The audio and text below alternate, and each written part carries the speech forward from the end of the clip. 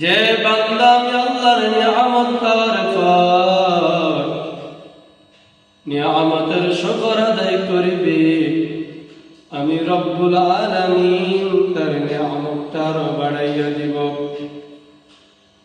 আর যে বান্দা আমি আল্লাহর নিয়ামত পাওয়ার পর নিয়ামতের শুকর আদায় করবে না, আমি রব্বুল আলামিন তার থেকে নিয়ামতটা তুলে নিয়ে যাব।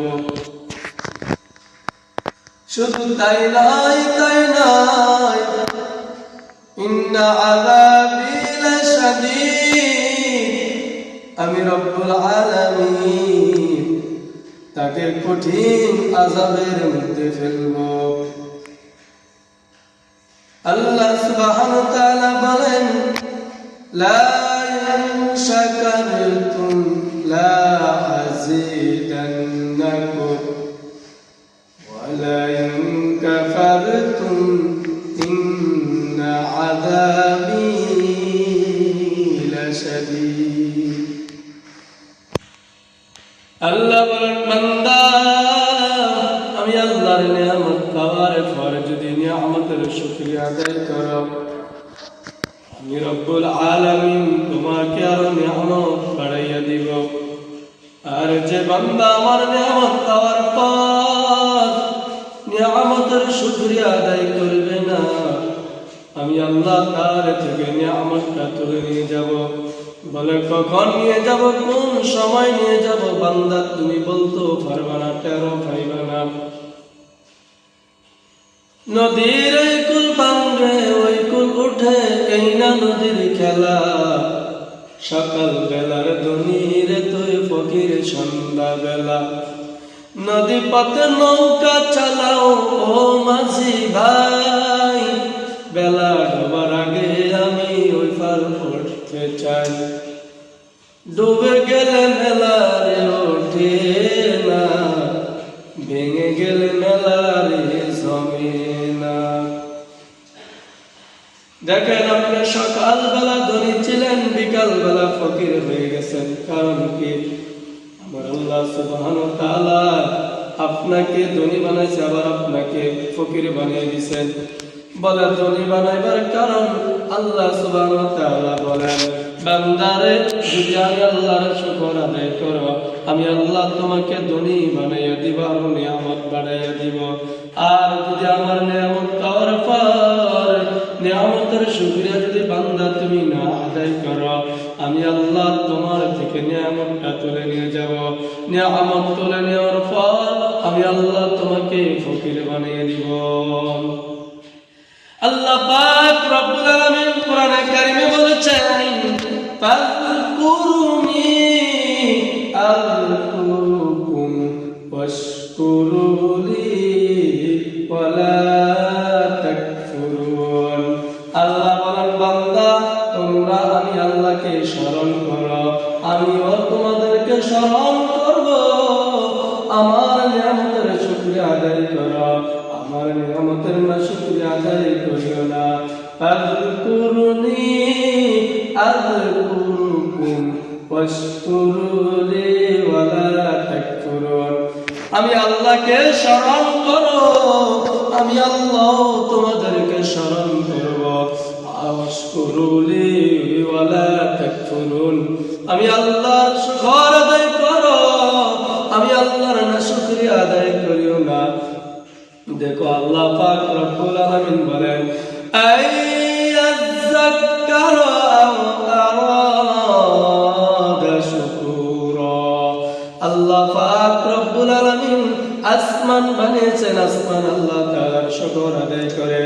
জমিন বানিয়েছেন, জমিন আল্লাহ তাআলার শুকর আদায় করে। ওই আসমান জমিন যদি আল্লাহ সুবহানাহু ওয়া তাআলার শুকর আদায় করতে পারে, ও মানুষ তুমি কেন আল্লাহ তাআলার শুকর আদায় করবা না?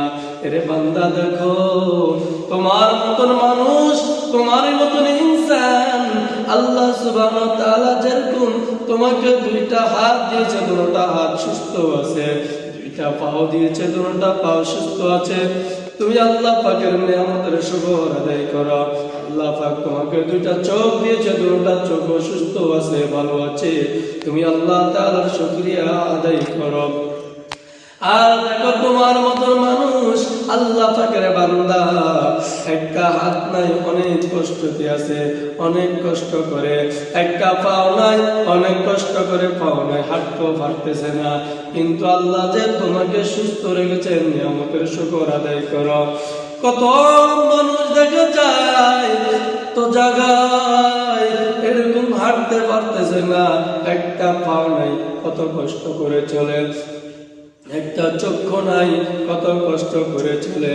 আর আল্লাহ পাক আমাকে যে কত সুস্থ রেখেছে, কত ভালো রেখেছে, এইটা আল্লাহ পাকের নিয়ামতের শুকর আদায় করো।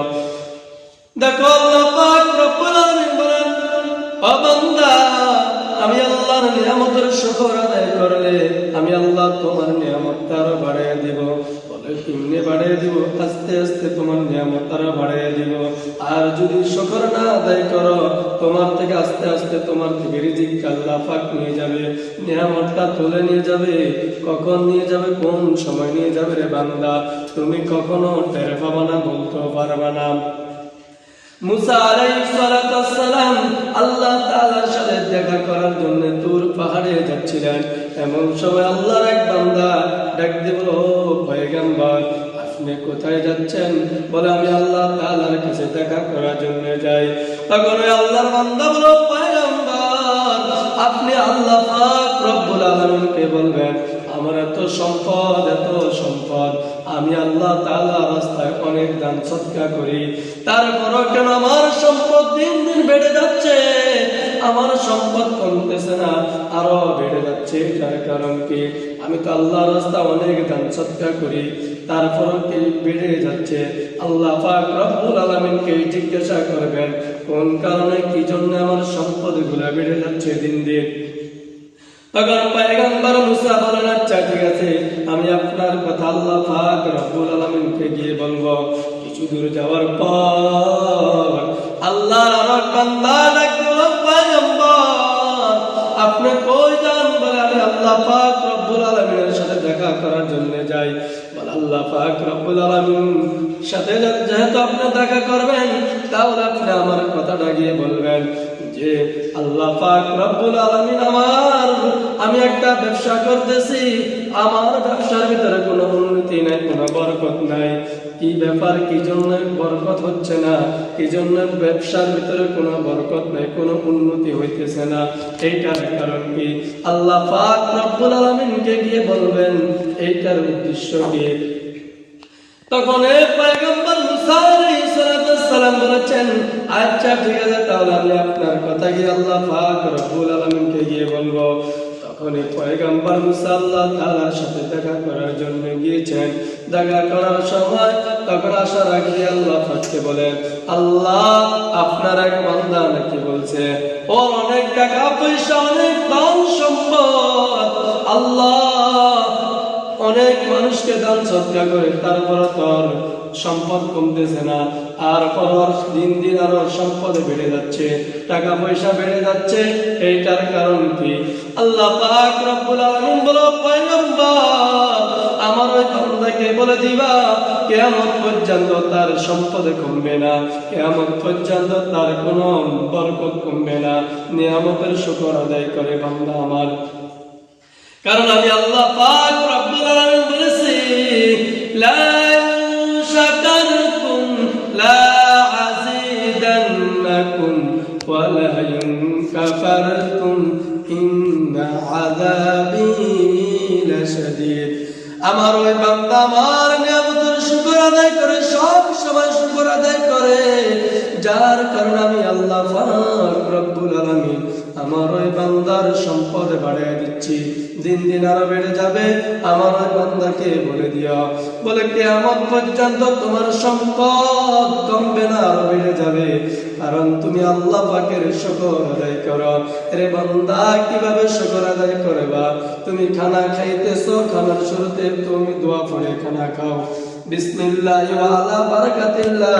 তারপর তুমি যখন খানার শেষ করছো, খানার শেষে তুমি আল্লাহ পাকের শুকর আদায় করো।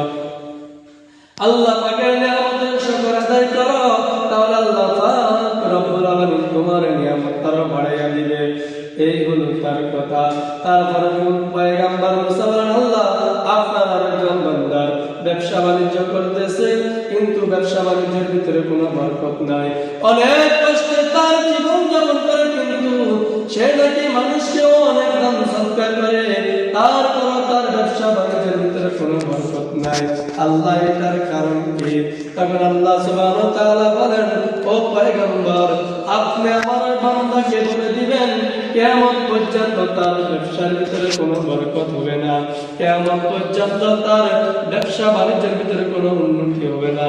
তার কারণ হলো কি? সে আমার শুকরিয়া আদায় করে না, সে আমার না শুকরিয়া আদায় করে।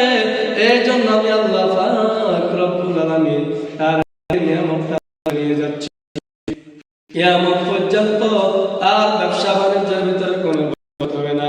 কারণ যে বান্দা নিয়ামত পাওয়ার পর শুকরিয়া করে, আল্লাহ পাক বলেছেন, ইন্না আযাবি শাদীদ, ওই বান্দাকে আমি আরো কঠিন আযাবের ভিতরে ফেলবো।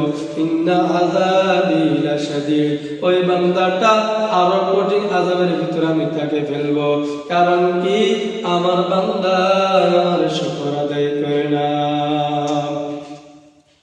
এই যে আল্লাহ পাক রব্বুল আলামিন আমাদের কি সুস্থ রেখেছেন, ভালো রেখেছেন, হাত পা ভালো আছে, দোনোটা হাত ভালো আছে, দোনোটা পাও ভালো আছে, যে আমরা আল্লাহ তাআলার শুকরিয়া আদায় করি। ভাই, আল্লাহ পাক রব্বুল আলামিন যে বলেছেন, বান্দা আমি আল্লাহ তাআলার নিয়ামত পাওয়ার পর যদি আমি আল্লাহ তাআলার নিয়ামতের শুকরিয়া আদায় করো, তাহলে আমি আল্লাহ তাআলা তোমাকে আরো নিয়ামত বাড়াইয়া দিব। আর যদি নিয়ামত পাওয়ার পর যদি নিয়ামতের শুকরিয়া আদায় না করো, আমি আল্লাহ তাআলা তোমার থেকে নিয়ামতটা তুলে নিয়ে যাব। কখন নিয়ে যাব, কোন সময় নিয়ে যাব, তুমি কখনো বলতে পারবে না। এমনকি ইন্না আযাবি লাশাদীদ, তোমাকে কঠিন আযাবের ভিতরে ফেলবো।